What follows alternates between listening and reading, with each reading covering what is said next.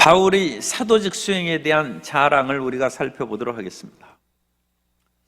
사도 바울이 때 아닌 자기가 사도고, 우리가 5절 말씀에서 본 것처럼 지극히 크다는 사도들보다 부족한 것이 조금도 없다, 그 말을 굳이 하게 된 그런 배경을 살펴보고, 우리도 성도 여러분, 오늘은 자랑할 것 있으면 좀 자랑을 하십시오.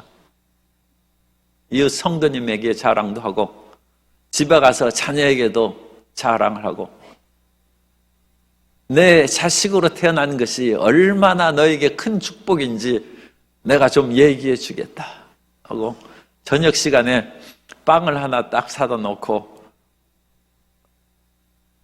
자녀가 이미 다 컸으니 손 자녀들을 이제 그렇게 불러다가 자기 자신을 좀 드러내시기 바랍니다. 사도 바울이 끝에 있는 그 말씀을 우리가 10장 끝에 보면, 자랑하는 자는 주 안에서 자랑할지니라. 옳다 인정함을 받는 자는 자기를 칭찬한 자가 아니요 오직 주께서 칭찬하시는 자니라. 사도 바울의 반대파 사람들이 사도 바울이 보기에는 정말로 별것 없는 사람인데, 어찌나 고린도 교회에 와서 자기 자랑을 하고, 우리는 예루살렘에 있는 사도들의 추천서를 받고 왔고, 사도 바울은 예수님이 이 세상에 계셨을 때 예수님 믿지도 않은 사람이다, 그런 식으로 사도 바울을 비난하며, 이 고린도 교인들이 유혹받은 사람들이 일부 생겼어요. 사람들은 자랑하는 것에 또 넘어가는 그런 일들이 있어요.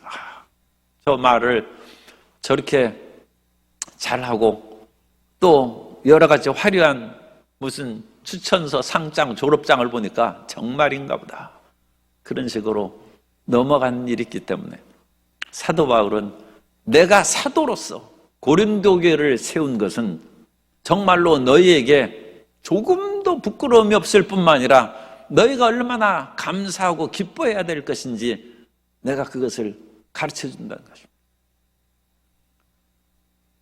사도 바울은 자기를 반대하고 나쁜 말을 한 사람들은 하나님께서 나중에 모든 것을 책망하시고 칭찬하시고 심판하시는 결단을 하나님이 내리신다는 거예요.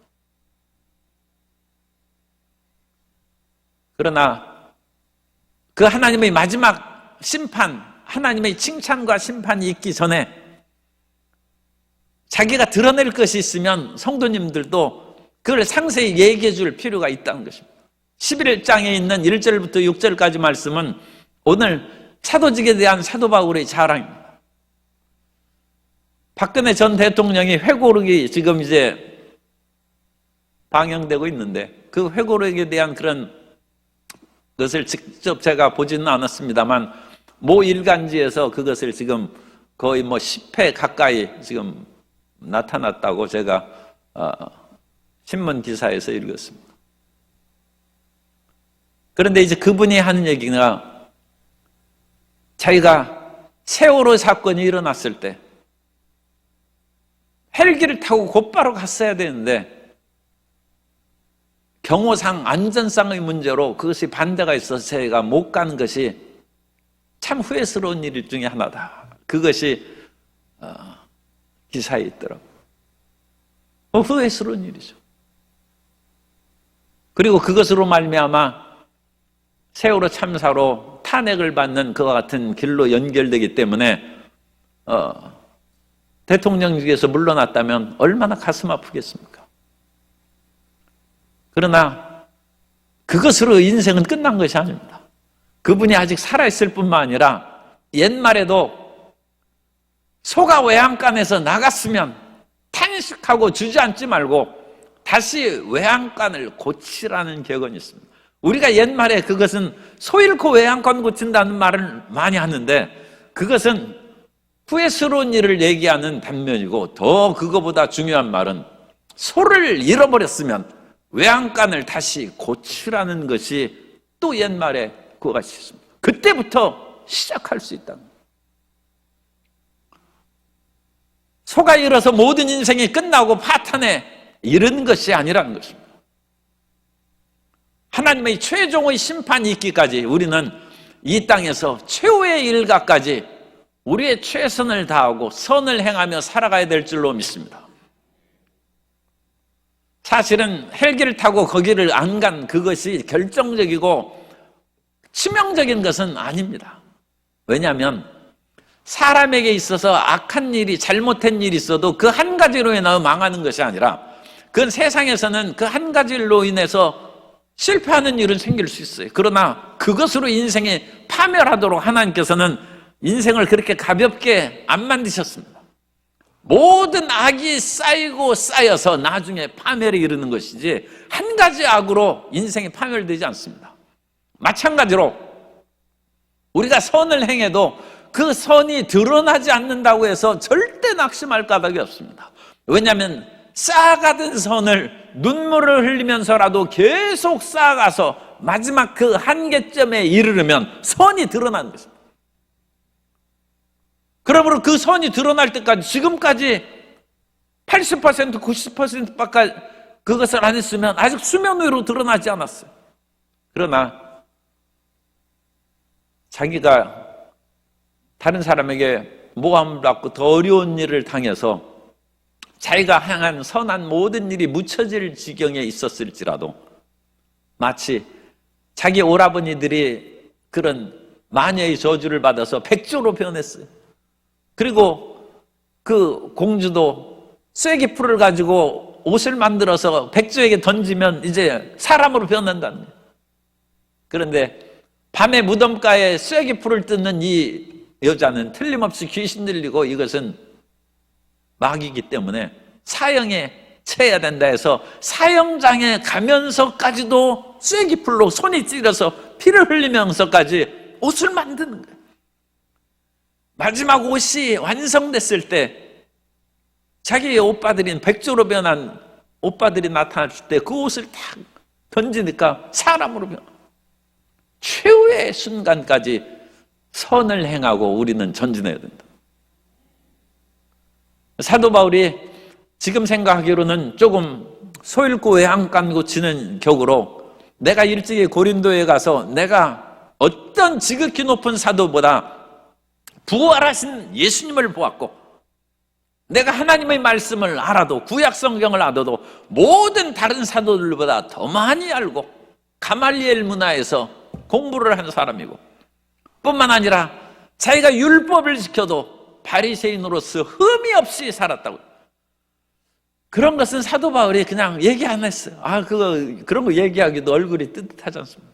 얘기 안 했는데 사도 바울이 보기에는 그런 발끝에도 못 미치는 사람들이 우리는 율법을 잘 지키고 예루살렘의 지극히 높은 사도들의 추천장을 받고 왔고 그러므로 우리 말을 들으함으로써 사도 바울이 전한 복음을 변질시키려고 하는 데 있어서 사도 바울이 분개하는 거예요. 너희가 어찌 그와 같이 잘못된 것으로 빠져들어가고 쉽게 어찌 그런 사람들을 용납하느냐. 그러면서 내가 얼마나 훌륭한 사람인지 할 수 없이 부득불 내가 자랑을 좀 할 테니까 나를 좀 용납하라는 것입니다. 1절에 원하건대 너희는 나의 좀 어리석은 것, 자기 자랑하는 사람은 팔불출이라고 해서 어리석다고 이제 얘기하죠. 그러나 여러분 남편도 좀 자랑도 하시고 또 우리 부형님들께서는 아내 자랑도 좀 하세요. 이거 팔불출 아닙니다. 훌륭한 아내를 한 것을 자랑을 해야죠. 어리석은 것을 용납하라. 청하건대 나를 용납하라. 제가 사실 책을 이렇게 내면서 서울대학교 사회계열에 입학했다는 말을 그걸 왜 굳이 넣어야 되느냐. 그냥 고고학과 졸업했다는 것만 쓰면 되지. 누가 그런 말을 한 적은 없어요. 그런데 제가 옛날에 책을 쓸 때는 그냥 서울대 고고학과 졸업한 것만 썼어요. 그런데 어느 날 서울상대를 졸업한 이제 그 분이 내가 서울상대 들어갈 때는 고고학과는 그냥 어쨌든 눈 감고도 들어갔다고 그렇게 하더라고요. 그래 내가 이거 안 되겠구나 해서 얘기했어요. 내가 사회계열 들어갈 때는 그때 법대 상대가 다 그것이 계열별로 뽑았어요. 그래가지고 법대 상대 모든 그 사회학과의 그런 계열로 사회계열을 묶였기 때문에 그때 카트라인이 서울 상대 어떤 경영학과, 경제학과, 무역학과보다 더 카트라인이 높았다고 내가 얘기했어요. 그랬더니 그 사람이 얼굴이 빨개지네. 아무 말 안 하더라고. 그래서 내가 그때부터 내가 거기 써놓기 시작했어. 그런데 다음번 책 낼 때 내가 빼려고 그래요. 왜냐하면 오늘 얘기했기 때문에 뭐 이제 들은 분도 있고 물론 안 들은 분도 계시지만 더 이상 그분하고 경쟁하고 싶지 않아요. 그분도 지금 이제 연세가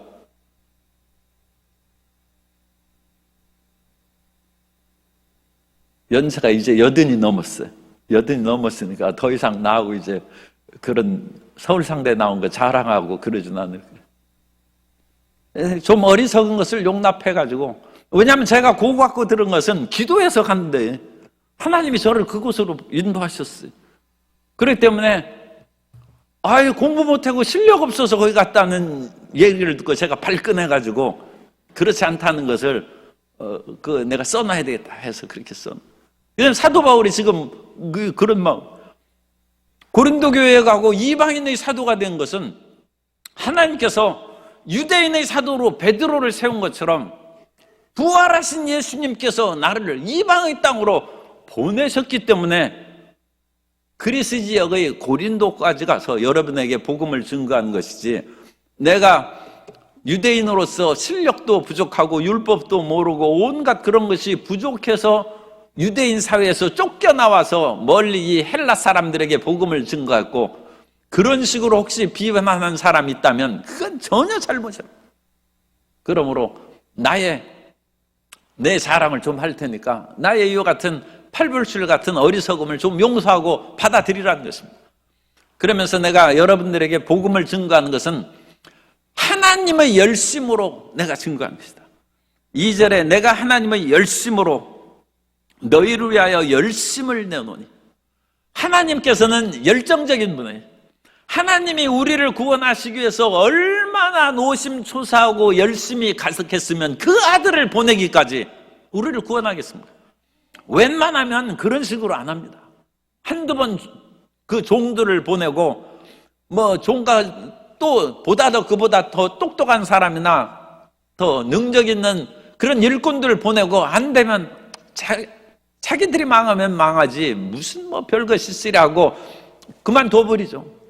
그런데 하나님께서는 인류 구원에 대한 그 뜨거운 열정이 얼마나 하나님은 불이십니다. 그 열정을 가졌기 때문에 그 아들을 보내기까지, 그 아들을 십자가에서 피 흘려 죽기까지 우리를 예수님 믿게 하고 하나님의 자녀로 이끌어 주신 줄 믿습니다. 그 열정으로 말미암아 하나님께서 구원의 역사를 이제 나타나는 그 얘기를 신명기 9장 1절, 신명기 9장 1절 이하에 보면, 이스라엘아 들으라. 내가 오늘 요단을 건너 너보다 강대한 나라들로 들어가서 그것을 차지하리니 그 성읍들은 크고 성벽은 하늘에 닿았으며 크고 많은 백성은 내가 아는 아낙 자손이라. 그에 대한 말을 내가 들었나니 이르기를 누가 아낙 자손을 능히 당하리요 하거니와 오늘 너는 알라. 내 하나님 야훼께서 맹렬한 불과 같이 내 앞에 나아가신즉 야훼께서 그들을 멸하사 내 앞에 엎드러지게 하시리니 야훼께서 내게 말씀하신 것 같이 너는 그들을 쫓아내며 속히 멸할 것이라. 이스라엘 백성들이 이 아낙 자손과 같은 크고 장대한 사람들을 12정탐꾼 보냈을 때에도 10정탐꾼들은 우리 그 땅에 들어가면 우리가 망한다. 이 장대한 사람들을 우리가 어찌 다 무찌르고 이길 수 있겠습니까? 그 성읍은 크고 높고 견고하다는 것입니다. 그런데 하나님께서는 맹렬한 불길로 하나님의 앞서가신다. 우리가 전도할 때 하나님 맹렬한 불로 흑암의 세력, 원수의 세력을 무찌르고 전도 열매를 거두게 해 주실 줄 믿습니다. 이거 하나님의 불이. 그래서 이 하나님의 열정적인 불이 우리 속에 붙어 있으면 우리가 어디에서도 주눅들거나 위축되지 아니하고 하나님의 일을 잘 수행하게 될 줄로 믿습니다. 그런데 사도 바울이 이와 같은 하나님의 열심, 하나님의 불을 가지고 너희를 위하여 열심을 냈다. 이 열심을 냈다는 그 동사는 젤로라는 동사를 쓰는데 열심으로 불타오르다는 거예요. 이 열심으로 불타오르다는 단어는 또 이면에는 질투의 불길이 활활 타오르고, 질투는 죽음같이 강하다고 그랬죠. 그런데 하나님께서 질투하시는 하나님이신데 하나님께서 우상을 섬기는 사람을 보면 마음에 불길이 일어나는, 성도 여러분, 절대 우상 숭배하면 안 됩니다. 왜냐하면 그것은 하나님의 진노의 불을 받는 거예요. 그래서 귀신에게 절을 한다거나 하나님 앞에 기도해도 응답이 없으니까 점을 치러 간다든지 그런 건 심심풀이가 아닙니다. 그래서 어쨌든 하나님의 진노의, 이 하나님의 젤로, 이 불길을 촉발시키는 그런 행위는, 그런 생각이나 말도 절대 해서는 안 돼요. 옛날에도 아무리 충신이라 할지라도 영린이라고 해서 이 왕이 이제 용이나 마찬가지예요. 그래서 이 비닐을 거슬리면 그게 영린인 것입니다. 그러면 죽는 거예요. 그 왕도 저 사람이 충신이고 올바른 말을 한다는 건 알아도 자기 비닐이, 고기 비닐이 이렇게 내려가면 그걸 거치려면 이게, 그런데 이제 조개 같은 거 비닐을 벗길 때는 거칠게 이렇게 딱 하니까 그게 잘 벗기더라고요. 그게 영린이죠. 그러면 그건 거슬려서 죽는 거예요. 살아있는 존재에서는 그것은 치명적인 공격인 것이죠.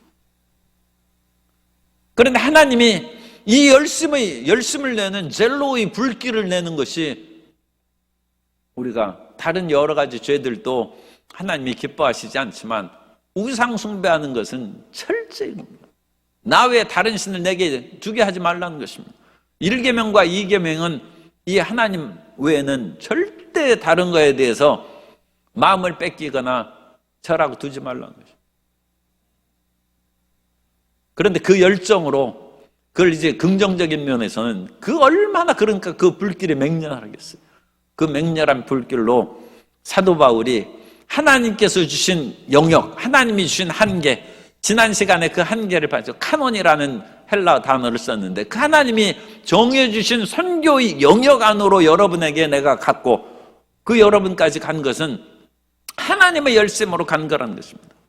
그런데 거기에서 이상한 사람들이 들어와가지고 내가 한 그 모든 것을 회방하고 방해하는데 이것은 곧 사탄이 하와를 유혹한 거나 마찬가지다. 사도 바울은 마치 결혼 중매하는 사람들처럼 정결한 신부를 소개해서 그야말로 훌륭한 신랑에게 인도하는 그 중매를 지금 하고 있는데, 우리 모든 크리스찬들을 정결한 사람으로 죄사함을 받고 성령의 충만함을 받고 믿음의 하얀 옷을 입고 그리스도께 인도하려는 일로 자기가 하나님의 열심을 품고 나아갔는데, 이 신부의 옷을 그야말로 더럽히고 유혹하는 그런 사람들이 있으니까 사도 바울이 이거 난 참을 수 없다. 그래서 이 사도 바울이 그 당시 고린도 교회 반대파들이 자기는 정결한 처녀로 한 남편은 그리스도께 드리려고 중매하고 있는데 그 정결한 처녀를 3절에 뱀이 그 관계로 하와를 미혹한 것 같이 그 마음을, 너희 마음을 미혹해서 그리스도에게서 떨어져 나가게 한다. 그래서 진실함과 깨끗함에서 떠나 부패할까 두려워하노라.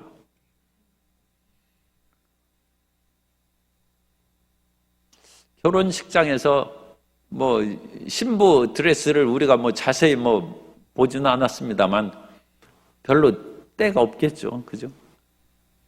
깨끗하게. 그런데 그 신부의 옷이 혹시라도 누가 잉크를 뿌리거나 해가지고 얼룩해져가지고 나오면 사람들이 다 놀라고 그럴 거 아닙니까?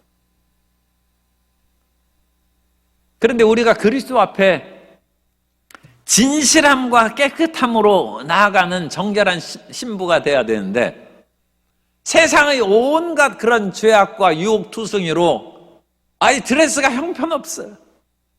육신의 정욕이 검은 얼룩이 져 있고, 안목의 정욕으로 파란 물감이 얼룩되어 있고, 이생의 자랑으로 또 빨간 물감이 있어. 그래가지고 검고 파랗고 빨갛고 하는 온갖 그런 물감으로 하얀 드레스가 엉망이 되었어요. 그렇게 해가지고 그렇게 초라하게 그리스도 앞에 나아가면 이게 우리 꼴이 어찌 되겠습니까? 그리고 그것을 인도한 그 중매자 또 인도자인 사도 바울이 얼굴이 뜨거워서 들을 수가 없죠. 얼굴이. 사도 바울은 이 고린도 교인들이 이와 같이 잘못된 복음의 진리를 가르침으로 말미암아 너희를 얼룩지게 하는 그 일에 대해서 지금 아주 엄격하게 책망하고 있는 것입니다. 그래서 이 고린도후서에서 사탄의 책략을 고린도후서에 있는 것만 봐도 몇 가지가 나와 있어요. 그래서 고린도후서 2장 10절에 보면 너희가 무슨 일에든지 누구를 용서하면 나도 그리하고 내가 만일 용서한 일이 있으면 용서한 그것은 너희를 위하여 그리스도 앞에서 하는 것이니 이는 우리로 사탄에게 속지 않게 하려 하며 우리는 그 계책을 알지 못하는 바가 아니로다. 우리 마음 가운데 용서하지 않는 마음을 가지고 있으면 우리 마음에 치명적인 얼룩이 있어요. 사실 우리 용서하는 것이 쉽지 않고 용서하고 싶지 않은 마음도 항상 있어요. 저런 나쁜 놈을 내가 어찌 용서하나, 이제 그런 마음이 항상 있어요. 그런데 그것은 신부로서는 얼룩입니다. 그래서 그리스도의 보혈로 씻고, 사도 바울은 너희가 용서하면 나도 용서한다는 거예요. 그래서 용서의 짐을 벗어버리기를 주님의 이름으로 축복합니다. 그래서 마음에 원한 맺힌 것을 풀어버려야 돼요. 우리가 원한을 계속 갖고 있어도 그것으로 우리가 상처받지 그 사람 금방 안 죽습니다. 너무 심한 말을. 우리가 원한 맺으면 그 사람이 금방 죽으면 너 죽고 나 죽자 그런 식으로 오기를 부릴 수 있는데, 하나님은 악이 쌓일 때까지는 우리 마음에 원한 하나 가지고 그렇게 심판하지 않습니다. 그 사람도 악이 쌓여야 돼. 그러면 하나님이 심판하시는 거예요. 하나님께 맡겨야지. 아무리 우리 자신에게 멍을 들게 하고 상처를 줬다 할지라도 그 멍은 내게 있는 거예요. 그 사람이 죽는 데에는 아직 상당한 시일이나 거리가 먼 거예요. 그러니까 그 사람보다 먼저 죽을 수 있어요.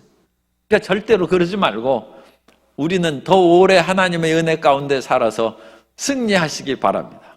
마음을 용서하지 않는 마음이, 따라서 용서하지 않는 마음은 사탄의 책략에 넘어가는 것입니다.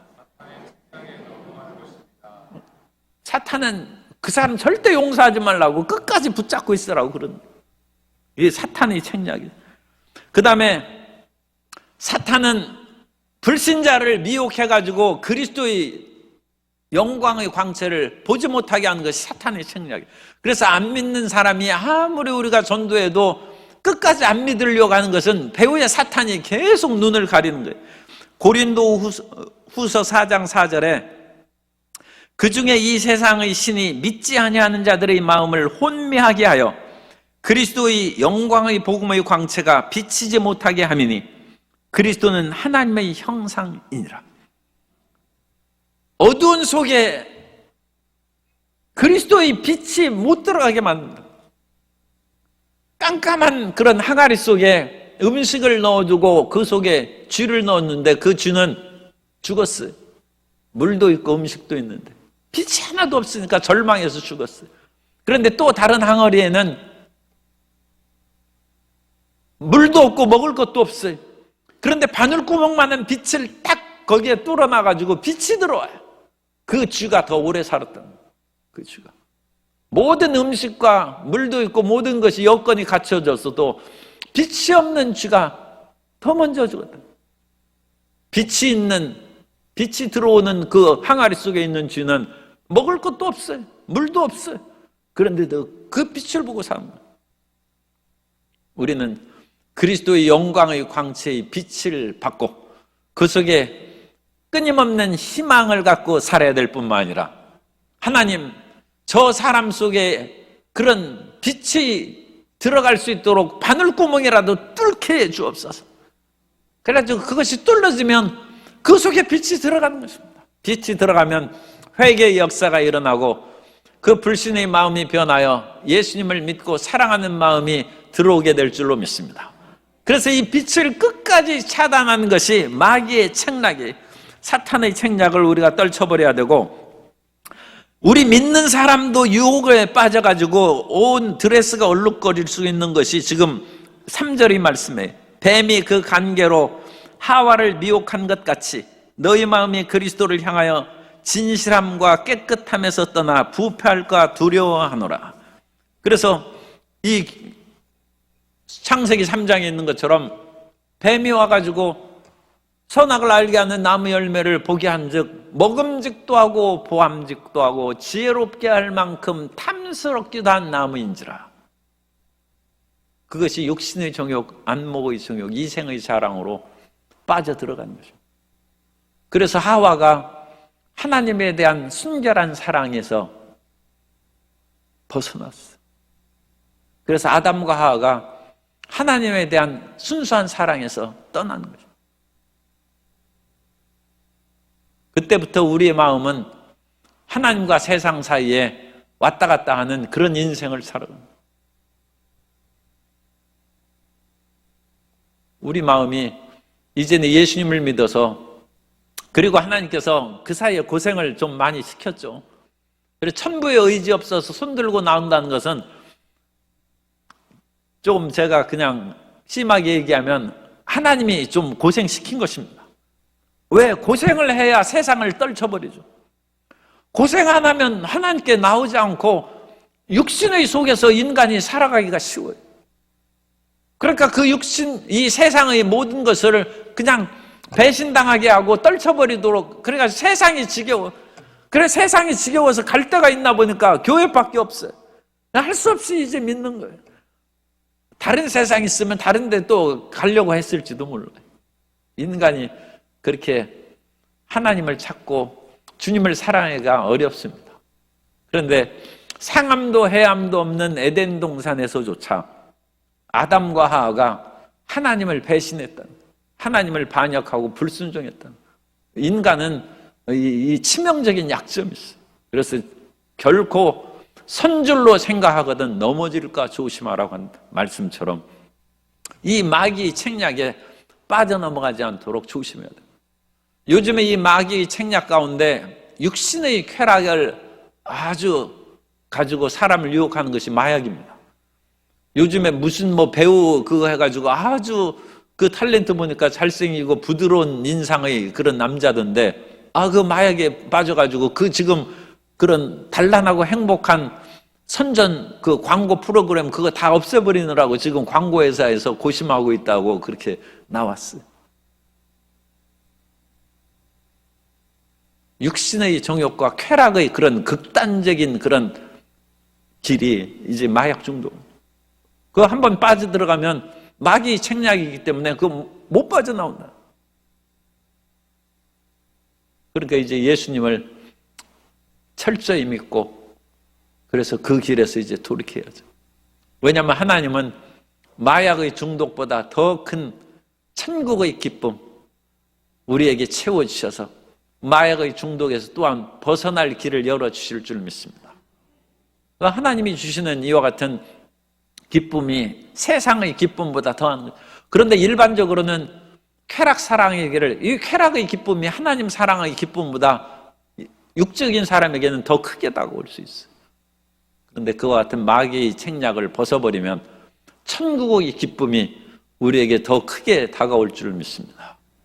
그래서 이 마귀의 책략에서 이 11장에서 있고 끝으로 12장 고린도후서, 이 고린도후서에만 나온 그와 같은 마귀의 책략을 제가 지금 네 가지 말씀드린 것입니다. 끝으로는 육체의 질병이에요. 이 육체의 질병으로 인해서 사람이 마귀 괴력에 빠져들어가는 거예요. 고린도후서 12장 7절에 보면 여러 계시를 받은 것이 지극히 크므로 너무 자만하지 않게 하시려고 내 육체에 가시 곧 사탄의 사자를 주셨으니 이는 나를 쳐서 너무 자만하지 않게 하려 하십니다. 사도 바울 같은 신실한 하나님의 종이 육체의 질병이 있다는 것이 이게 참 덕이 안 되는 마음의 고통이죠. 그런데 그와 같은 일을 하나님께서 허락하신 것은 사도 바울이 부활하신 예수님을 만나고 3층 천의 천국도 갔다 왔어요. 자칫하면 자만함에 빠지고, 자만은 사탄을 타락시킨 교만입니다. 교만은 타락의 근원적입니다. 그래서 우리 모든 사람에게 너무 많은 것으로 이렇게 주면 교만해가지고 천국 못 갈 수 있어요. 그러니까 우리가 가진 것에 감사하고 항상 이 자만에 빠지지 않도록 조심해야 될 줄로 믿습니다. 그래서 지혜로운 사람보다 더 지혜로운 사람이 있고, 가진 자보다 더 많이 가진 자가 있고,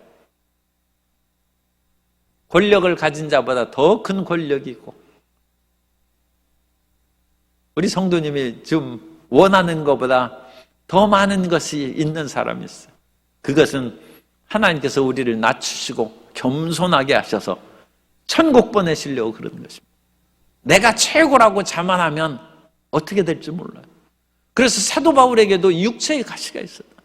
그런데 육체의 질병을 지금 사탄의 가시라고 했죠. 그것으로 인하여 오히려 사도 바울은 하나님께 더 매어 달리고, 어떤 기도는 참 오래가요. 10년, 20년을 가도 계속 기도하는 것이 있어요.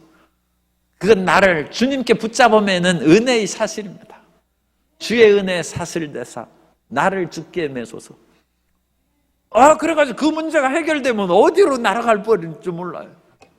천국으로 날아가면 좋은데, 천국으로 안 날아가고 세상으로 날아갈 그 확률이 크다는 거예요. 그래서 주님의 은혜가 그 사슬이 되어서 우리를 붙잡아매는 거예요. 나를 속박하는 것이 하나님의 은혜, 하나님께서 나를 긍휼히 여기신 것을 깨닫고 감사하며 사시기를 바랍니다. 그래서 사도 바울은 이런 진실함과 깨끗함에서 떠나 부패할과 두려워하라는 것입니다. 그러면서 사도 바울은 4절에서 우리가 전파하지 아니한 다른 예수를 전파하거나, 그 다른 예수를 전파하는 그런 사람이 있어. 육신의 예수 또는 예수님께서는 진짜 육체로 오시지 않고 가연설입니다. 하나님의 영이 잠시 사람에게 침례를 받을 때 임했다가 십자가에 달리셨을 때 떠나가셨다. 그러므로 진짜 하나님의 아들이 죽거나 부활하시는 것이 아니라는 그런 다른 예수를 증거하거나, 또 육체로 하는 그런 사람들도 많이 있어요. 그 당시 예수님께서 그 지상에 계셨을 때 이 사람은 그 나사렛 목수 아니냐, 마리아의 아들이 아니냐, 그들의 누이가 시집 갔어요. 그 형제들을 우리가 데리고 살지 않느냐, 예수님은 육체 아니냐, 사람인데 어찌 사람인 예수가 하나님의 아들이라고 하느냐. 그러니까 예수님의 인성만을 얘기해도 그건 다른 예수입니다. 예수님은 하나님만 얘기해도 그건 문제가 되고, 사람 예수만을 얘기해도 문제가 되고, 예수님은 참 어렵습니다. 예수님은 완전한 사람이실 뿐만 아니라 완전한 하나님이십니다. 그건 우리 인간으로서는 생각하기 어려운 거죠. 예수님은 인간이실 뿐이라 하나님이시라는. 그리고 그 두 가지를 우리가 잘 이해하기 어려워도 그 예수님을 믿는 것입니다. 그리고 그 예수님이 아니면 다른 예수를 우리가 믿으면 안 됩니다. 예수님을 하나님만으로 믿거나 예수님은 육체를 가지고 이 땅에 오신 것을 꼭 믿어야 돼요. 그렇다고 해서 예수님이 육체만을 가진 것이다, 그러면 안 돼. 예수님은 하나님이시오. 다른 예수를 전파하거나 혹 너희가 받지 아니한 다른 영을 받게 하거나, 우리는 성령을 받았습니다. 그러면 우리는 무서워하는 그런 종의 영을 받지 아니하고 하나님을 아빠 아버지라고 부르는 성령을 받은 줄 믿습니다. 로마서 8장 15절에 보면 너희는 다시 무서워하는 종의 영을 받지 아니하고 양자의 영을 받았으므로 우리가 아빠 아버지라고 부르짖느니라. 성령께서는 우리가 하나님의 자녀로 입적했어요. 호적이 들어갔어요. 그래가지고 양자의 영을 받았다. 그러니까 하나님이 너무 두려워서 기도하기 어렵고, 하나님을 찬양할 때 인상을 펴지 아니하고 찡그리고 하는 것은 이게 우리가 하나님을 무서워하는 거예요. 그런데 성도 여러분, 아버님 앞에, 아버님이 또 안 계신 분도 있겠습니다만, 앞에 가서 이 노래가 너무 오래돼서 잘 모르겠는데, 엄마 앞에서 짝짝꿍, 아빠 그렇게 하면서 그 아빠 앞에서 얼굴 환하게 피고 노래할 수 있어요?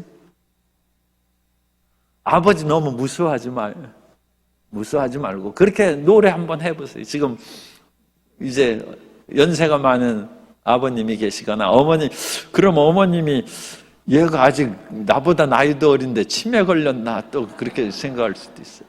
그런데 무서워하는 영이 아니라 하나님을 여기 아빠라고 했어. 아빠. 이것은 히브리어 그냥 쓴 거예요. 아빠, 아버지. 그래서 히브리어나 우리말이나 다 아빠예요. 아빠. 참 언어가 같아요. 하나님을 기쁘시게. 그래서 찬양할 때는 항상 하나님을 즐겁게 생각하고 기쁘게 찬양하는 그런 성도 여러분이 되시기를 바랍니다. 그래서 하나님을 내 무서워 떨리면서 움츠려들고 그런 것은 다른 영이에요. 이 마귀가 무서워하는 영으로, 그것은 하나님을 믿으니까 구원은 받겠죠. 그렇지만 움츠려든 것으로 인하여 부자 유친이 안 되는 거예요. 모녀 유친이 안 되는 거예요. 그래가지고 그냥 움츠려들어서 떨면서 그렇게 신앙생활하고 그러지, 즐겁게 신앙생활 못하다가 천국 가가지고 결국은 이 땅에서 하나님이 원하신 일을 많이 못합니다. 항상 아버지만 보면 움츠러들고 어머니만 보면 움츠러들어서 그 앞에서 일을 제대로 못하는 거예요. 다른 데서는 잘하는데 어머니 앞에서만 서면 음식 만드는 솜씨가 실력이 발휘가 안 돼. 그러면 그게 교회 안에서 일하는 거죠. 그러면 일에 열매가 없는 거예요. 위축되지 않고 무수하는 영을 받지 말고 다른 영을 받지 않고 하나님을 아빠 아버지라고 부르는 기쁨의 영으로 충만하게 되시기 바랍니다. 그리고 또 다른 복음을 받게 한다. 다른 복음. 우리가 받는 복음은 뭐예요? 이신득입니다. 예수님을 믿음으로 구원을 받고 의롭다함을 얻는 거예요. 그런데 예수님을 믿는 것만으로 부족하고 율법을 지켜야 된다. 그것이 다른 복음이에요. 요즘에 그런 얘기를 하는 사람들이 좀 있어요. 오늘날 예수님 믿으면서 타락한 사람들이 얼마나 많은지 보라. 예수님 믿는 것 이외에 율법을 지키고 계명을 지키고 또 뭐 구체적으로 얘기하면 좀 오해가 있을 수 있습니다만 주일 성수하고 11조 드리고 온갖 그와 같은 선행을 함으로써 예수님 믿고 올바르게 하는 것이다. 그건 다른 복음입니다. 우리는 나를 위하여 죽으시고 부활하신 예수님을 믿음으로 구원을 받는 것입니다. 그리고 그와 같이 예수님을 제대로 믿은 사람은 또한 이웃도 사랑하게 될 줄로 믿습니다. 그래서 성경에 나오는 그와 같은 수많은 계명이 있을지라도 하나님을 사랑하고 이웃을 사랑하면 다 된다는 거예요. 그래서 우리가 예수님을 믿음으로 구원받고 하나님을 사랑함으로 율법을 완성하는 것이지, 예수님을 믿은 후에 이제는 율법을 다시 지키기 시작한다. 그것은 다른 복음입니다. 그래서 우리가 그런 속으로 빠져들지 말고, 내가 이 말을 하는 그것은 지극히 큰 사도보다 조금도 부족함이 없는 사도의 권위로서 여러분에게 얘기한다는 거예요. 5절. 그러니까 그걸 믿으라는 거예요. 그러면서 6절에 내가 비록 말에는 부족하나 지식에는 그렇지 아니하니. 그런 내가 강조한 복음의 메시지는 조금도 부족함이 없고 이것이 온전한, 심지어 베드로조차 사도 바울이 책망한 일이 있어요. 왜냐하면 이방인이 왔을 때 외식을 했기 때문에 그것으로 인하여 사도 바울이 베드로를 책망까지 했으니까 지식에는 조금도 부족함이 없으니 이것을 우리가 모든 사람 가운데 모든 일로 너희에게 나타내고 가르쳐 줬으니까 내가 전한 복음을 고린도 교인들은 굳게 붙잡고 유혹하는 반대파들이나 그런 사람에게 속아 넘어가지 말라는 것입니다. 사도 바울이 말에 졸했다는, 부족했다는 것은 헬라적 웅변수를 사용하지 않았다, 그렇게 많이 해석합니다. 그러니까 사도 바울은 그야말로 무슨 성우처럼 웅변가처럼 그렇게 웅장하게 얘기하고 좀 기교 있게 말하는 것을 헬라 사람들은 좋아한 것 같아요. 그런데 사도 바울은 그렇게 하지 않았기 때문에 사도 바울이 말에는 좀 부족하지 않은가, 그렇게 이제 평가를 받는 것 같습니다. 그래서 사도 바울이 특별히 말을 잘 못했다고는 볼 수 없는 그런 성경 구절들이 여러 군데 있습니다. 그렇기 때문에 그 말씀을 보면 사도 바울이 어눌했다든지 그런 것은 아니고 다만 헬라적 웅변술로 활용하지 않았다, 그렇게 볼 수 있습니다. 오늘 우리가 사도 바울이 좀 늦었습니다만 고린도 교인들에게 내가 얼마나 훌륭한 사람인지 사도 바울이 스스로 내가 좀 부끄럽지만 나의 어리석은 것을 용납하고 말을 좀 들어달라는 거죠. 그런데 사도 바울이 그것으로 인하여 자기 자신을 높이려고 하는 것이 아니라 내가 증거한 복음이 어떤 사도보다 더 정확하고 예수님을 올바르게 믿는 것을 가르쳤고 너희를 그리스도 앞에 진실되고 정결한 신부로 드러내기에 부족함이 없는 말씀인즉 그 말씀을 끝까지 붙잡고 나아가라는 그런 가르침입니다. 오늘 이 세상에서 어떤 유혹이 다가오고 예수님 믿고 대충 세상을 즐겨도 천국 가겠거니 저는 그건 잘 모르겠어요. 그러면 얼룩진 드레스를 입는 거예요. 그 모양이 좋지 않아요. 구원하신 것은 하나님이 하시겠지만 우리는 흰 옷을 입은 진실하고 깨끗한 그런 옷으로 주 예수님을 만날 수 있도록 항상 살아가는, 세상의 유혹에서 견디고 이기는 우리 모든 성도님 되시기를 예수님 이름으로 축원합니다.